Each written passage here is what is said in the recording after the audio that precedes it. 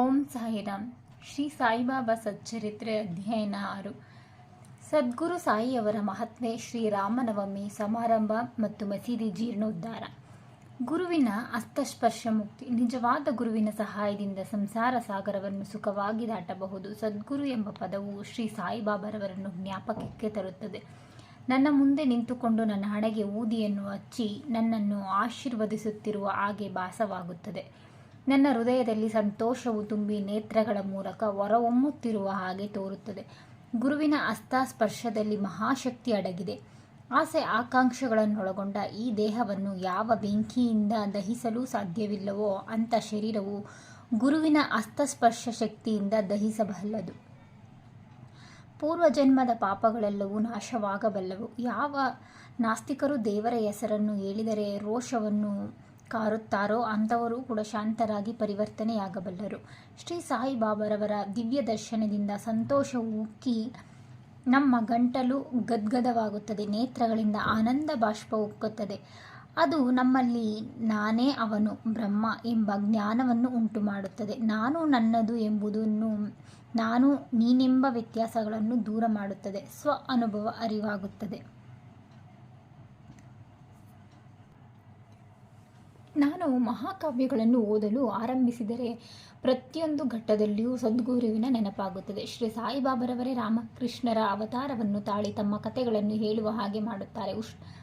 ಉದಾಹರಣೆಗೆ ಭಾಗವತರನ್ನು ಶ್ರವಣ ಮಾಡಲು ಕುಳಿತಾಗ ಸಾಯಿಬಾಬಾರವರು ಶ್ರೀಕೃಷ್ಣರಾಗಿ ಭಾಗವತವನ್ನು ಹೇಳುವ ಹಾಗೆ ಭಾಸವಾಗುತ್ತದೆ. ನಾನು ಮಾತನಾಡಲು ಕುಳಿತ ಕೂಡಲೇ ಶ್ರೀ ಸಾಯಿಬಾಬಾರವರ ನೆನಪಾಗಿ ಕೆಲವು ಸೂಕ್ತ ಉದಾಹರಣೆಗಳನ್ನು ಕೊಡಲು ಅವರ ಕಥೆಗಳು ಸ್ಮೃತಿ ಪಥಕ್ಕೆ ಬರುತ್ತದೆ. ನಾನೇನಾದರೂ ಸ್ವಂತ ಬರೆಯಲು ಕುಳಿತರೆ ಕೆಲವು ಪದಗಳು ಮನಸ್ಸಿಗೆ ಬರುವುದೇ ಇಲ್ಲ. ಆದರೆ ಅವರು ನನ್ನನ್ನು ಬರೆಯುವ ಹಾಗೆ ಪ್ರೇರೇಪಿಸಿದಾಗ ನನ್ನ ಬರವಣಿಗೆ ಅಂತ್ಯವೇ ಇರುವುದಿಲ್ಲ. ಭಕ್ತನಲ್ಲಿ ಅಹಂಭಾವವೆಂದು ಮೇಲಕ್ಕೆದ್ದಾಗ ಅವರು ತಮ್ಮ ಸ್ವಹಸ್ತದಿಂದ ಅದನ್ನು ನಾಶ ಮಾಡಿ ತಮ್ಮ ಶಕ್ತಿಯವನಿಗೆ ನೀಡಿ ಅವನ ಗುರಿ ಸಾಧನೆ ಆಗುವಂತೆ ಅವನನ್ನು ತೃಪ್ತಗೊಳಿಸಿ ಆಶೀರ್ವದಿಸುತ್ತಾರೆ. ಯಾರಾದರೂ ಆಗಲಿ ಸಾಯಿ ಮುಂದೆ ಧ್ಯಾನ ಮಾಡುತ್ತಾ ತಮ್ಮ ತನು ಮನ ಧನಗಳನ್ನು ಅರ್ಪಿಸಿ ಅವರ ಜೀವನದ ಮುಖ್ಯವಾದ ಗುರಿಗಳಾದ ಧರ್ಮ, ಅರ್ಥ, ಕಾಮ, ಮೋಕ್ಷ ಎಲ್ಲವನ್ನೂ ಪಡೆಯುತ್ತಾರೆ. ಕರ್ಮ, ಜ್ಞಾನ, ಯೋಗಗಳು, ಭಕ್ತಿ ಎಂಬ 4 ದಾರಿಗಳು ನಮ್ಮನ್ನು ದೇವರಲ್ಲಿ ಇರುವಲ್ಲಿಗೆ ಕೊಂಡೊಯ್ಯುತ್ತದೆ. ಭಕ್ತಿ ಎಂಬ ದಾರಿಯಲ್ಲಿ ಹಳ್ಳ ಕೊಳ್ಳಗಳು ಮತ್ತು ಮುಳ್ಳುಗಳಿರುವುದು. ಪ್ರಯಾಣ ಮಾಡುವುದರಿಂದ ಬಹಳ ಕಷ್ಟ. ಆದರೆ ನೀವು ಸದ್ಗುರುವನ್ನು ನಂಬಿದ್ದೇ ಆದರೆ ನಿಮ್ಮ ದಾರಿ ಸುಗಮವಾಗುತ್ತದೆ ಮತ್ತು ನೀವು ನಿಯಮಿತವಾದ ಸ್ಥಳವನ್ನು ಸೇರುತ್ತೀರಿ. ಹೀಗೆಂದು ಬಾಬಾರವರು ಖಂಡಿತ ಹೇಳಿರುತ್ತಾರೆ. ಬ್ರಹ್ಮ, ದೈವಶಕ್ತಿ, ಪ್ರಾಪಂಚದ ಸೃಷ್ಟಿ ಎಲ್ಲವೂ ಒಂದೇ ಎಂದು ಹೇಳಿದ ನಂತರ ಗ್ರಂಥಕರ್ತಕರು ಬಾಬಾರವರನ್ನು ನನ್ನ ಭಕ್ತ ಯೋಗಕ್ಷೇಮಕ್ಕೆ ನನ್ನ ಗುರಿ ಎಂದು ಹೇಳಿದ ಕೆಲವು ಉಕ್ತಿಗಳನ್ನು ಉಲ್ಲೇಖಿಸಿದ್ದಾರೆ. ನನ್ನ ಭಕ್ತರ ಮನೆಗಳಲ್ಲಿ ಊಟಕ್ಕಾಗಲಿ ಉಡಲಿಕ್ಕಾಗಲಿ ಕೊರತೆ ಇರುವುದಿಲ್ಲ. ಯಾರು ನನ್ನನ್ನು ನಿಶ್ಚಲ ಚಿತ್ತದಿಂದ ಪೂಜಿಸುತ್ತಾರೋ ಅಂಥವರ ಯೋಗಕ್ಷೇಮವನ್ನು ನೋಡಿಕೊಳ್ಳುವುದೇ ನನ್ನ ವಿಶೇಷ ಗುಣ. ಶ್ರೀಕೃಷ್ಣನು ಸಹ ಗೀತೆಯಲ್ಲಿ ಹೇಳಿದ್ದಾನೆ. ಆಹಾರ ಮತ್ತು ಬಟ್ಟೆಗಾಗಿ ಬಹಳ ಕಷ್ಟಪಡಬೇಡಿ. ಇನ್ನೇನಾದರೂ ಬೇಕಾದಲ್ಲಿ ಭಗವಂತನಲ್ಲಿ ಬೇಡಿರಿ. ಅವನ ದಯೆ ಆಶೀರ್ವಾದವು ಲಭಿಸುವಂತೆ ಪ್ರಯತ್ನಿಸಿ. ಪ್ರಾಪಂಚಿಕ ವಿಷಯದ ಆಸಕ್ತಿ ಬೇಡ. ಪರಮಾತ್ಮನನ್ನು ಮನಸ್ಸಿನಿಂದ ಮೂಡಿಸಿಕೊಳ್ಳಿರಿ. ಪಂಚೇಂದ್ರಿಯಗಳನ್ನು ಒಗ್ಗೂಡಿಸಿ ತ್ರಿಕರಣ ಶ್ರದ್ಧೆಯಿಂದ ಆ ಪರಮಾತ್ಮನನ್ನು ಪೂಜಿಸಿರಿ. ಯಾವಾಗಲೂ ನಿಶ್ಚಲ ಚಿತ್ತದಿಂದ ನನ್ನನ್ನೇ ಸ್ಮರಿಸಿ. ಸಂಸಾರ ತಾಪತ್ರಯಗಳ ಕಡೆ ಗಮನ ಕೊಡದಿರಿ. ಆಗ ಶಾಂತಿ ಉಂಟಾಗುತ್ತದೆ. ಮನಸ್ಸು ಚಂಚಲತೆಯಲ್ಲಿದ್ದರೆ ಶಾಂತಿ ಉಂಟಾಗುವುದಿಲ್ಲ. ಇದನ್ನು ಹೇಳಿ ಮುಂದುವರೆದು ಗ್ರಂಥಕರ್ತಕರು ಶಿರ್ಡಿಯಲ್ಲಿಯ ರಾಮನವಮಿಯ ಸಮಾರಂಭವನ್ನು ವಿವರಿಸಿದ್ದಾರೆ. ಈ ಸುಂದರ ಶ್ರೀರಾಮನವಮಿಯ ಉತ್ಸವದ ಪೂರ್ಣ ವಿವರವು ಸಾಯಿ ಲೀಲಾ ಪುಸ್ತಕದ 1925ನೇ ವರ್ಷ ಸಂಚಿಕೆಯಲ್ಲಿ ಪ್ರಕಟಗೊಂಡಿದೆ. ಅದರ ಸಾರಾಂಶವು ಇಲ್ಲಿ ಕೊಡಲು ಪ್ರಯತ್ನಿಸುತ್ತಿದ್ದೇನೆ.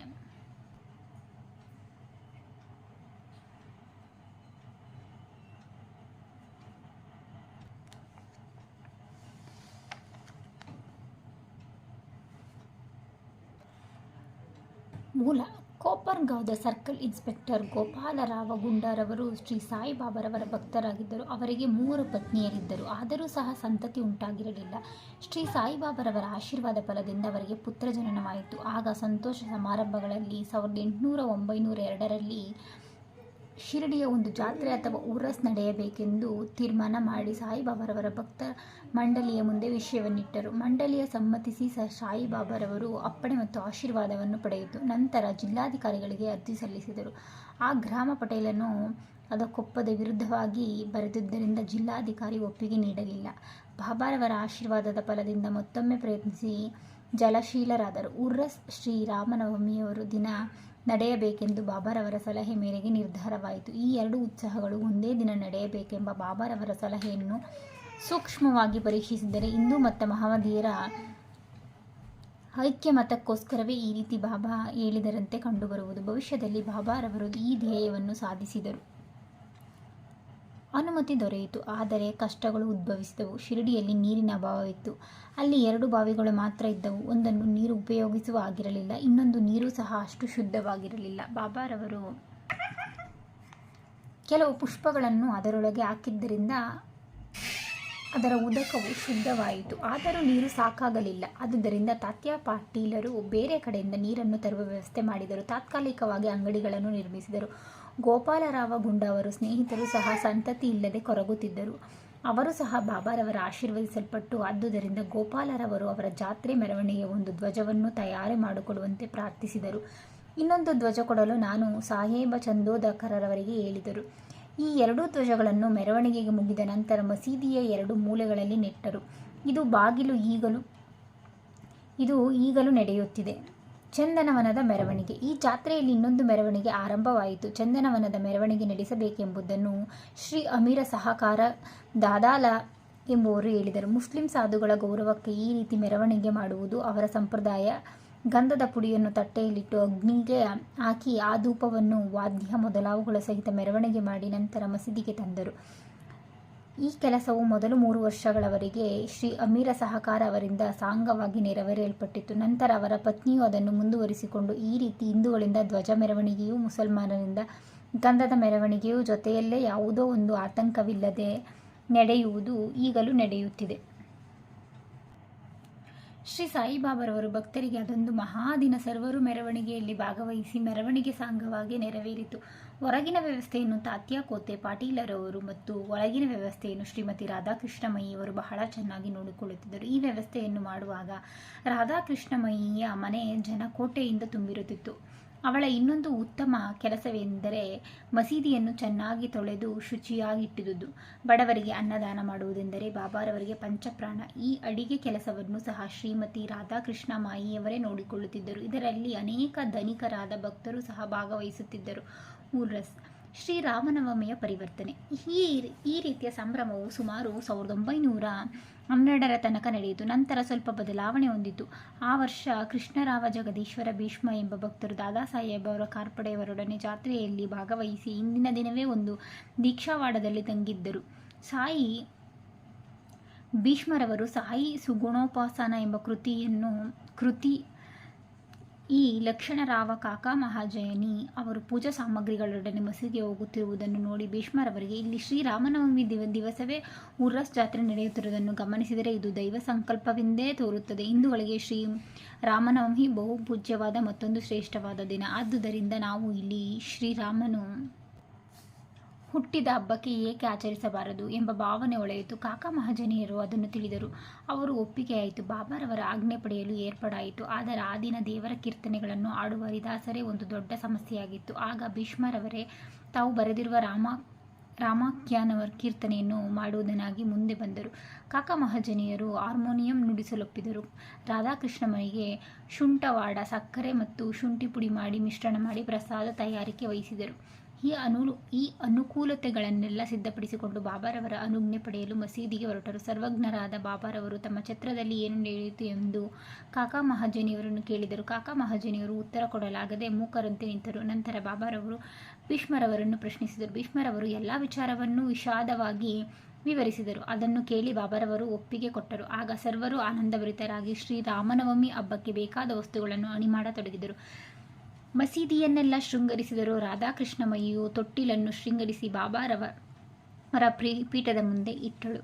ಜಯಂತಿ ಕಾರ್ಯಕಲಾಪಗಳು ಆರಂಭವಾದರು. ಭೀಷ್ಮರು ಕೀರ್ತನೆಗಳನ್ನು ಮಾಡಲು ಎದ್ದು ನಿಂತರು. ಮಹಾಜನಿಯವರು ಹಾರ್ಮೋನಿಯಂ ನುಡಿಸಲನುವಾದರು. ಆಗ ಬಾಬಾರವರು ಮಹಾಜನಿಯವರಿಗೆ ಕರೆ ಕಳುಹಿಸಿದರು. ಆಗ ಮಹಾಜನಿಯರು ಬಾಬಾ ಈ ಉತ್ಸಾಹ ಮಾಡಲು ಒಪ್ಪುವರೇ ಇಲ್ಲವೋ ಎಂಬ ಸಂದೇಹದಿಂದ ಅವರ ಬಳಿ ಬಂದು ನಿಂತರು. ಆಗ ಬಾಬಾರವರು, ಇದೇನು ಸಂಭ್ರಮ, ಇಲ್ಲೇಕೆ ತೊಟ್ಟಿಲನ್ನು ಕಟ್ಟುತ್ತಿರುವಿರಿ ಎಂದು ಕೇಳಲು ಭೀಷ್ಮರವರು, ಇಂದು ರಾಮನವಮಿ, ಭಗವಂತನ ಶ್ರೀರಾಮನ ಜನ್ಮದಿನ, ಆದ್ದರಿಂದ ಈ ತೊಟ್ಟಿಲು, ಈ ಸಮಾರಂಭ ಎಲ್ಲವೂ ಎಂದು ಉತ್ತರಿಸಿದರು. ಇದನ್ನು ಕೇಳಿದ ಬಾಬಾರವರು ಮಹಾಜನಿಯವರಿಗೆ ಒಂದು ಹಾರವನ್ನು ಹಾಕಿ ಭೀಷ್ಮರವರಿಗೆ ಹಾಕಲು ಮತ್ತೊಂದು ಹಾರ ತರಲು ಹೇಳಿ ಕಳಿಸಿದರು. ನಂತರ ಕೀರ್ತನೆ ಆರಂಭವಾಯಿತು. ಕೀರ್ತನೆ ಮುಗಿದ ನಂತರ ಜಯರಾಮ ಜಯರಾಮ ಎಂಬ ನಾದಘೋಷವು ನಭೋಮಂಡಲವನ್ನು ಮುಟ್ಟಿತು. ಗುಲಹಾಲ ಎರಚಿದರು. ಗುಲಹಾಲ ಪುಡಿ ಮತ್ತು ಬಾಬಾರವರ ಕಣ್ಣುಗಳು ಬಿದ್ದುದರಿಂದ ಅವರು ಕೋಪೋದ್ರೇಕದಿಂದ ಗರ್ಜಿಸಿದರು. ಎಲ್ಲರೂ ಭಯಭೀತರಾಗಿ ಓಡಲು ಆರಂಭಿಸಿದರು. ಅವರ ಭಕ್ತರು ಕೆಲವರು ಬಾಬಾರವರ ಪ್ರಕೋಪ ಅವರ ಆಶೀರ್ವಾದ ರೂಪವೆಂದು ಮನಗೊಂಡಿದ್ದರು. ಶ್ರೀರಾಮನು ಜನಿಸಿದಾಗ ರಾವಣ ಮತ್ತು ಅವನ ಪರಿವಾರವು ನಾಶವಾಗುವ ಸಂದರ್ಭ ಒದಗಿದ್ದರಿಂದ ಬಾಬಾರವರು ಕೋಪಗೊಂಡದ್ದು ಸರಿಯಾದದ್ದು ತೋರುತ್ತದೆ. ಮತ್ತು ಯಾವುದಾದರೊಂದು ಹೊಸ ಕಾರ್ಯಕ್ಕೆ ತೊಡಗಿದಾಗ ಬಾಬಾರವರು ಸಾಮಾನ್ಯವಾಗಿ ಈ ರೀತಿ ಮಾಡುವುದು ಸಹಜವಾಗಿತ್ತು. ಇದನ್ನು ಕಂಡ ರಾಧಾಕೃಷ್ಣ ಮಾಯಿ ಎದರಿ ಬಾಬಾರವರು ಎಲ್ಲಿ ತೊಟ್ಟಿಲವನ್ನು ಮುರಿದು ಬಿಡುವರೋ ಎಂಬ ಅನುಮಾನದಿಂದ ಅವರು ತೊಟ್ಟಿಲನ್ನು ಬಿಚ್ಚಿ ತರುವಂತೆ ಹೇಳಿದಳು. ಅವರು ತೊಟ್ಟಿಲನ್ನು ತರಬೇಕೆಂದು ಹೋದಾಗ ಬಾಬಾರವರು ಅದನ್ನು ತೆಗೆದುಕೊಂಡು ಸ್ವಲ್ಪ ಎಂದರು, ತೆಗೆಯಕೂಡದು ಎಂದರು. ಸ್ವಲ್ಪ ಹೊತ್ತಿನ ನಂತರ ಬಾಬಾರವರು ಸಮಾಧಾನ ಚಿತ್ತರಾಗಿ ನಂತರ ಪೂಜೆಯನ್ನು ಕೊನೆಯ ಅಂಗವಾಗಿ ಆರತಿಯಾಗಿ ಪ್ರಸಾದ ವಿನಿಯೋಗವಾಯಿತು. ಆಗ ಮಹಾಜನೆಯವರು, ಈಗ ತೊಟ್ಟಿಲನ್ನು ತೆಗೆದುಕೊಂಡು ಹೋಗಲೇ ಎಂದು ಹೇಳಿದ್ದರು. ಬಾಬಾರವರು, ಬೇಡ, ಇನ್ನೂ ಹಬ್ಬ ಮುಗಿದಿಲ್ಲ ಎಂದರು. ಮಾರನೇ ದಿನ ಗೋಪಾಲಕಾಲ ಸಮಾರಂಭ ಮುಗಿದ ನಂತರ ತೊಟ್ಟಿಲನ್ನು ತೆಗೆದುಕೊಂಡು ಹೋಗಲು ಅನುಮತಿ ನೀಡಿದರು. ಈ ರೀತಿ ಶ್ರೀರಾಮನವಮಿ ಸಮಾರಂಭ ಒಂದು ಕಡೆಗೆ ಧ್ವಜ ಮತ್ತು ಚಂದನದ ಮೆರವಣಿಗೆ, ಮತ್ತೊಂದು ಕಡೆಗೆ ಸಾಂಗವಾಗಿ ನೆರವೇರಿದವು. ಅಂದಿನಿಂದ ಉರ್ರಸ್ ಶ್ರೀರಾಮನವಮಿ ಹಬ್ಬವಾಗಿ ಪರಿವರ್ತನೆಯಾಯಿತು. 1913ರಿಂದ ಶ್ರೀರಾಮನವಮಿ ಸಮಾರಂಭ ವಿಶೇಷವಾಗಿ ನಡೆಯಲು ಆರಂಭವಾಯಿತು. ರಾಧಾಕೃಷ್ಣಮಯಿಯವರು ನಾಮ ಸಂತಾಪ ಆರಂಭಿಸಿದರು. ಪ್ರತಿಯೊಬ್ಬರು ಸಮಾರಂಭದಲ್ಲಿ ಭಾಗವಹಿಸುತ್ತಿದ್ದರು. ಶ್ರೀರಾಮನವಮಿ ದೇಶದ ಎಲ್ಲ ಕಡೆಗೂ ಆಚರಿಸಲ್ಪಟ್ಟುದರಿಂದ ಹರಿದಾಸರೇ ಒಂದು ಸಮಸ್ಯೆಯಾಗಿ, ಆದರೆ ಈ ಉತ್ಸವಕ್ಕೆ 5-6 ದಿನಗಳ ಮುಂಚೆ ಮಹಾಜನಿಯವರು ಆಧುನಿಕ ತುಕಾರಾಮ್ ಎನಿಸಿದ ಬಾಳಾಸಾಹೇಬ ಸಂತ ಅದನ್ನು ಆಕಸ್ಮಿಕವಾಗಿ ಸಂಧಿಸಿ ಅವರಿಂದ ಹರಿಕತೆ ನಡೆಯಲು ಏರ್ಪಾಡಾಗಿತ್ತು. 1914ರಲ್ಲಿ ಬಾಳುಬಾರವರು ತಮ್ಮ ಸ್ವಂತಹ ಊರಿನಲ್ಲಿ ಪ್ಲೇಗಿನ ಜಾಡ್ಯವಿದ್ದುದರಿಂದ ಅಲ್ಲಿ ಹರಿಕತೆ ಮಾಡಲಾಗದೆ ಶಿರಡಿಗೆ ಬಂದು ಬಾಬಾರವರ ಅನುಜ್ಞೆ ಪಡೆದು ಹರಿಕತೆ ಮಾಡಿದರು. ನಂತರ ಬಾಬಾರವರು ಈ ಹರಿಕತೆ ಕೆಲಸವನ್ನು ಶಾಶ್ವತವಾಗಿ ದಾಸಗಾಣುರವರಿಗೆ ವಹಿಸಿದರು. ಹೀಗೆ 1912ರಿಂದ ಶ್ರೀರಾಮನವಮಿಯು ಸಮಾರಂಭವು ಪ್ರತಿ ವರ್ಷ ಅಭಿವೃದ್ಧಿ ಹೊಂದಿ ಚೈತ್ರ ಮಾಸದ 8ರಿಂದ 12ನೇ ವರೆಗೆ ಶಿರಡಿಯ ಜೇನು ಗೂಡಿನಂತೆ ಕಾಣುತ್ತಿತ್ತು. ಅಂಗಡಿಗಳು ಹೆಚ್ಚಿದವು. ಅನೇಕ ಜಟ್ಟಿ ಕುಸ್ತಿ ಪಂದ್ಯಗಳು ಭಾಗವಹಿಸುತ್ತಿದ್ದರು. ಬಡಬಗ್ಗರಿಗೆ ಅನ್ನದಾನವೂ ಆರಂಭವಾಯಿತು. ರಾಧಾ ಕೃಷ್ಣಮಹಿ ಮತ್ತು ಇತರರ ಪರಿಶ್ರಮದಿಂದ ಶಿರಡಿಯು ಸಂಸ್ಥಾನವಾಗಿ ಮಾರ್ಪಾಡಾಯಿತು. ಸಾಮಾನು ಸರಂಜಾನುಗಳು ಹೆಚ್ಚಿದವು. ಅಶ್ವದಳ, ಪಲ್ಲಕ್ಕಿ, ರಥ, ಬೆಳ್ಳಿಯ ಅನೇಕ ಸಾಮಾನುಗಳು, ಪಾತ್ರೆಗಳು ಇತ್ಯಾದಿ ಎಲ್ಲವೂ ಭಕ್ತಾದಿಗಳು ಸಮರ್ಪಿಸಿದರು. ಮೆರವಣಿಗೆ ಆನೆಗಳು ಸಹ ಸಮರ್ಪಿಸುತ್ತಿದ್ದರು. ಆದರೆ ಬಾಬಾರವರು ಇವಳ ಕಡೆ ಗಮನ ಕೊಡದೆ ಮೊದಲಿನಂತೆಯೇ ಇದ್ದರು. ಇಂದು ಮಹಮ್ಮದೀಯರು ಬಹಳ ಚೆನ್ನಾಗಿ ಕಲಿತು ಉತ್ಸಾಹಗಳನ್ನು ಸಾಂಗವಾಗಿ ನೆರವೇರಿಸುತ್ತಿದ್ದರು. ಮೊದಲು 5,000ದಿಂದ 7,000ದವರೆಗೆ ಜನರು ಸೇರುತ್ತಿದ್ದರು. ಬರುತ್ತಾ ಜನಸಂದಣಿ 75ಕ್ಕೆ ಏರಿತು. ಆದರೂ ಸಹ ಯಾವ ಥರದ ಅಂಟುರೋಗ ಸುಳಿವಾಗಲಿ ಅಥವಾ ಗಲಭೆಗಳಾಗಲಿ ಆಗುತ್ತಲೂ ಇರಲಿಲ್ಲ. ಮಸೀದಿಯ ದುರಸ್ತಿ. ಗೋಪಾಲರಾವ ಗುಂಡರವರಿಗೆ ಮತ್ತೊಂದು ಮುಖ್ಯ ವಿಚಾರ ಹೊಳೆಯಿತು. ಉರ್ರಸ್ ಹೇಗೆ ಆರಂಭಿಸಿದರೋ ಅದೇ ರೀತಿ ಮಸೀದಿಯ ದುರಸ್ತಿ ಕಾರ್ಯವನ್ನು ಕೈಗೊಳ್ಳಬೇಕೆಂದು ಅವರು ಮನಸ್ಸು ಮಾಡಿದರು. ಅದಕ್ಕೆ ಬೇಕಾದ ಸಿದ್ಧತೆಗಳನ್ನು ಮಾಡಿಕೊಂಡರು. ಬಾಬಾರವರು ಮೊದಲು ಅನುಮತಿ ನೀಡಲಿಲ್ಲ.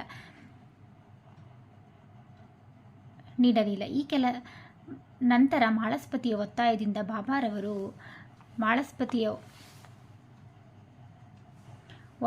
ಬಾಬಾರವರು ಒಪ್ಪಿದರು. ಈ ಕೆಲಸವು ನಾನಾ ಸಾಹೇಬ ಚಂದೋದಕರ ಮತ್ತು ಕಾಕಾ ಸಾಹೇಬ ದೀಕ್ಷಿತರವರಿಗೆ ಮೀಸಲಾಯಿತು. ಮಸೀದಿಯು ಒಂದು ರಾತ್ರಿ ಸರಿಪಡಿಸಿದ 1911ರಲ್ಲಿ ಸಭಾಮಂಟಪ ತಯಾರಾಯಿತು. ಮಸೀದಿ ಮುಂದಿನ ಬಯಲು ಬಹಳ ಚಿಕ್ಕದಾಗಿ ಅನಾನುಕೂಲವಾಗಿ ಇತ್ತು. ಕಾಕಾ ಸಾಹೇಬರು ಅದನ್ನು ವಿಸ್ತರಿಸಿದ ಒಂದು ಛಾವಣಿ ಹಾಕಬೇಕೆಂದು ಬಹಳ ಕಷ್ಟದಿಂದ ಕಬ್ಬಿಣ ಕಂಬ ಇತ್ಯಾದಿಗಳನ್ನು ತಂದು ಕಾರ್ಯ ಆರಂಭಿಸಿದರು. ಆದರೆ ಬಾಬಾರವರು ಮಾರನೇ ದಿನ ಬಂದು ನೋಡಿ ಎಲ್ಲವನ್ನೂ ಕಿತ್ತು ಬಿಸಾಡಿದರು. ಒಮ್ಮೆ ಬಾಬಾರವರು ಬಹಳ ಕೋಪಗೊಂಡು ಒಂದು ಕೈಯಿಂದ ಕಂಬ ಕೀಳುತ್ತಾ ಮತ್ತೊಂದು ಕೈಯಿಂದ ತಾತ್ಯಾ ಪಾಟೀಲರ ಕುತ್ತಿಗೆಯನ್ನು ಹಿಡಿದು ಇಚ್ಚುಕಲು ಆರಂಭಿಸಿದರು. ತಾತ್ಯಾ ಪಾಟೀಲರು ರುಮಾಲನ್ನು ತೆಗೆದುಕೊಂಡು ಅದಕ್ಕೆ ಬೆಂಕಿ ಹೊತ್ತಿಸಿ ಹೋಗಿದ್ದರು. ಈ ದೃಶ್ಯವನ್ನು ನೋಡಿ ಎಲ್ಲರಿಗೂ ಭಯವಾಯಿತು. ಬಾಬಾರವರು ತಕ್ಷಣವೇ ತಮ್ಮ ಕಿಸೆಯಿಂದ 1 ರೂಪಾಯಿಯನ್ನು ತೆಗೆದುಕೊಂಡು ಬೀಸಾಟಿದರು. ತಾತ್ಯಾರವರಿಗೂ ಭೀತಿ ಉಂಟಾಯಿತು. ಅವರಿಗೆ ಏನಾಗುವುದೋ ಎಂಬ ಶಂಕೆ ಜನರಲ್ಲಿ ಮೂಡಿತು. ಆದರೆ ಮುಂದೆ ಹೋಗಿ ಕೇಳಲು ಯಾರಿಗೂ ಧೈರ್ಯವಿರಲಿಲ್ಲ. ಬಾಪೂಜಿ ಸಿಂಧೇರವರು ಸ್ವಲ್ಪ ಧೈರ್ಯ ಮಾಡಿ ಮುಂದೆ ಬರಲು ಬಾಬಾರವರು ಅವರನ್ನು ತಳ್ಳಿದರು. ಶ್ಯಾಮ ಅವರಿಗೂ ಇದೇ ಗತಿಯಾಯಿತು. ಈ ರೀತಿ ಯಾರು ಮುಂದೆ ಬರುತ್ತಾರೋ ಅವರೆಲ್ಲರೂ ಇದೇ ಗತಿಯಾಯಿತು. ನಂತರ ಸ್ವಲ್ಪ ಹೊತ್ತಿನ ಮೇಲೆ ಬಾಬಾ ಶಾಂತರಾದರು. ಒಬ್ಬ ಅಂಗಡಿಯವನಿಂದ ಜರತಾರಿ ಪೇಟ ತರಿಸಿ ಅದನ್ನು ತಾವೇ ಸ್ವತಃ ತಾತ್ಯಾ ಟೋಪೆಲರ ತಲೆಗೆ ಸುತ್ತಿದರು. ಇದನ್ನು ನೋಡಿ ಎಲ್ಲರೂ ಅಚ್ಚರಿಗೊಂಡರು. ಬಾಬಾರವರು ಈ ನಡತೆಗೆ ಕಾರಣ ಗೊತ್ತಾಗಲಿಲ್ಲ. ಕೆಲವು ಕಾಲ ಬಾಬಾರವರು ಶಾಂತಿಯಿಂದ ಎಲ್ಲರೊಡನೆ ಮಾತುಕತೆಗಳನ್ನು ನಡೆಸುತ್ತಿದ್ದರು. ಕೆಲವು ವೇಳೆ ಕೋಪಗೊಂಡು ಉದ್ರಿಕ್ತರಾಗುತ್ತಿದ್ದರು. ಮುಂದಿನ ಅಧ್ಯಯನದಲ್ಲಿ ಸಾಯಿಬಾಬಾರವರು ಮಹಮ್ಮದೀಯರೋ ಅಥವಾ ಹಿಂದುವೋ ಎಂಬ ಪ್ರಶ್ನೆಯನ್ನು ಕೂಲಂಕುಷವಾಗಿ ವಿವರಿಸುತ್ತೇನೆ. ಅವರು ಯೋಗಾಧ್ಯಯನದ ಮತ್ತು ಯೋಗ ಶಕ್ತಿಯನ್ನು ವಿವರವನ್ನು ಸಹ ಕೊಡುತ್ತೇನೆ. ಶ್ರೀ ಸಾಯಿ ಪ್ರಣಾಮ್. 6ನೇ ಅಧ್ಯಯನ ಮುಕ್ತಾಯ.